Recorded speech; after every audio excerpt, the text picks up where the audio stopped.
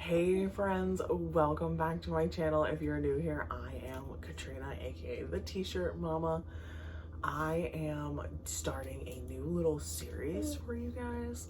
It's going to be all of my family's favorite recipes. So instead of showing you the same recipes on repeat when I make them in my videos, I'm just gonna make sure that I have the corresponding video link to how I make it if you haven't seen it. So today's video number 1, I'm gonna have a playlist called Family Favorites, and today we are starting with bread.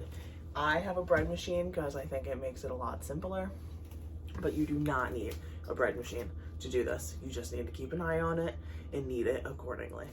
And if you are like me and you hum and haw and contemplate about everything before you buy it, I strongly recommend buying this. I hummed and hawed for like a year before I eventually just bit the bullet and bought it. It's great. I love it. But along with recommending that you buy it, I recommend you go to a thrift store because that's where I went, and I had my choice of like 3 or 4 of these when I was there shopping. This one is obviously the one I came home with. I came home with this one because it looked like it had never been used.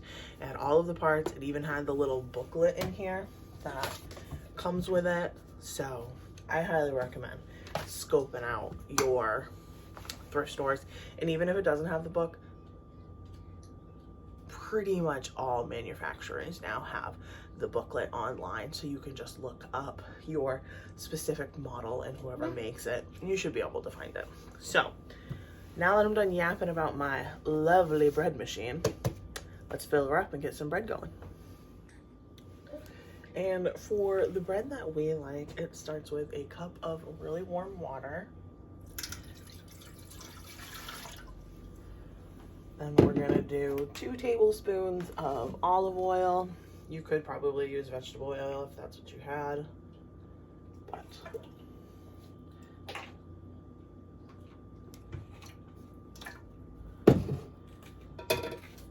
then we need to have 3 cups of flour. The recipe says bread flour. I've never once had an issue with regular all-purpose flour. And I've been making this bread for a long time, and I make it every week now, so I've had a lot of practice with it. So like I said, 3 cups. Get out. And yes, it's not sifted. I know, I'm breaking all of the baking rules. But I promise you, this loaf is very forgiving. 3 cups of flour,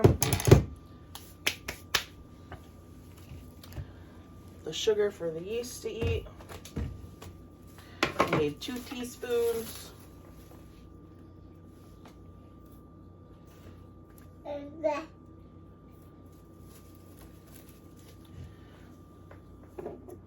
Said yeast, I use the dry active yeast. It's cheaper to buy it than the little packets. But if you are just testing it out, there's nothing wrong with using the little packets until you find your groove. 2 teaspoons of yeast.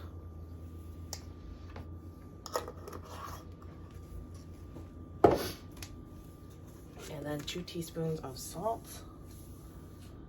And if you are using a bread machine, make sure you put the salt farther away from the yeast.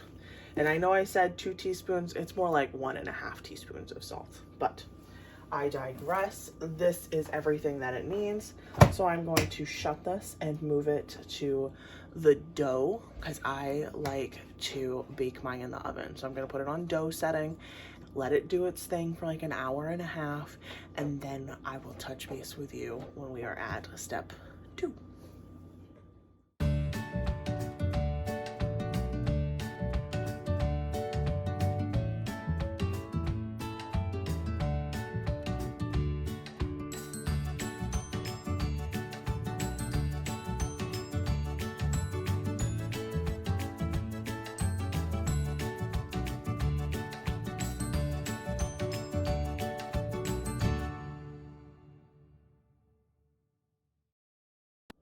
All right, it has been 1.5 hours. My bread machine has gone beep, beep, beep at me.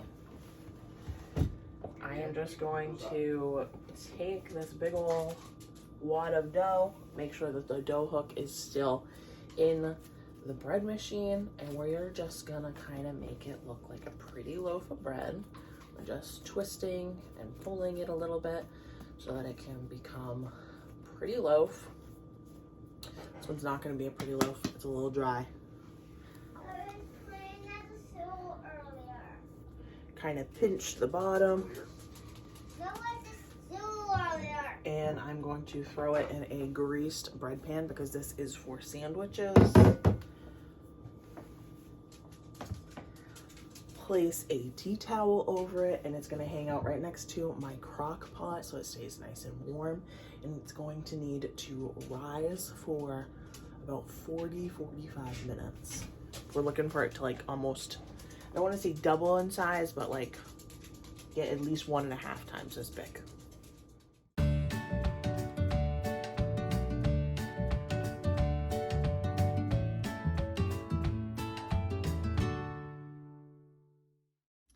All right, and this bread has been hanging out for about 45 minutes.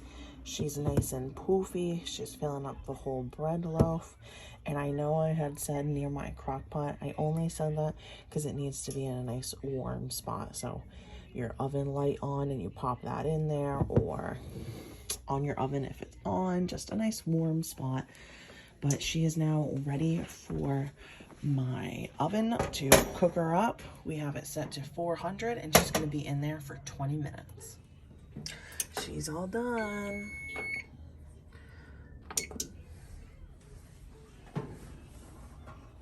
Ooh, yes, she's looking toasty. Ignore my dirty oven.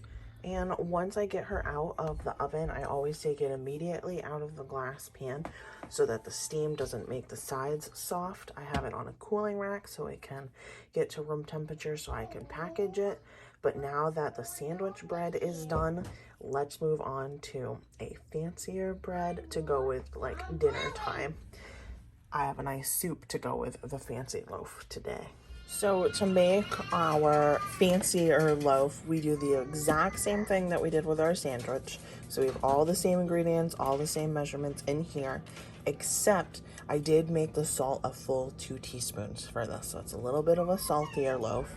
And then we're gonna add a teaspoon of onion powder, oregano, parsley, garlic powder, a few cranks of regular pepper, and then a tablespoon of Parmesan cheese.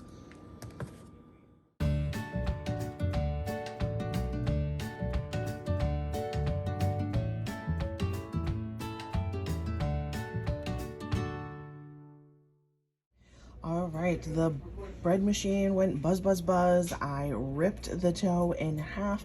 I like making 2 mini loaves when I do a fancier loaf, just in case we don't eat it all. One can get popped in the freezer, you know, whatever. You could very easily do it as 1 big loaf. We're still gonna let it rise for the same amount of time. So I'm gonna throw my clean tea towel over it and let it hang out for like 35 to 40 minutes since they're a little on the smaller side. And then I will touch base with you. All right, friends, these are just out of the oven, really hot. They took about 15 minutes because they were half of the loaf. I tried putting a little design on them. They didn't come out as crisp as I would have liked them to, but you know, the effort was there, A for effort. These are gonna hang out on this cooling rack for at least an hour so that they get completely down to room temperature, and then I will package them up.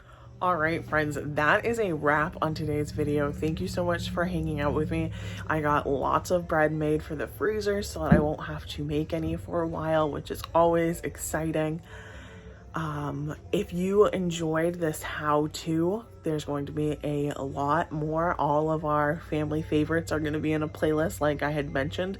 So if you are curious about any of our other favorites, make sure you subscribe so that you don't miss them. Bye, friends.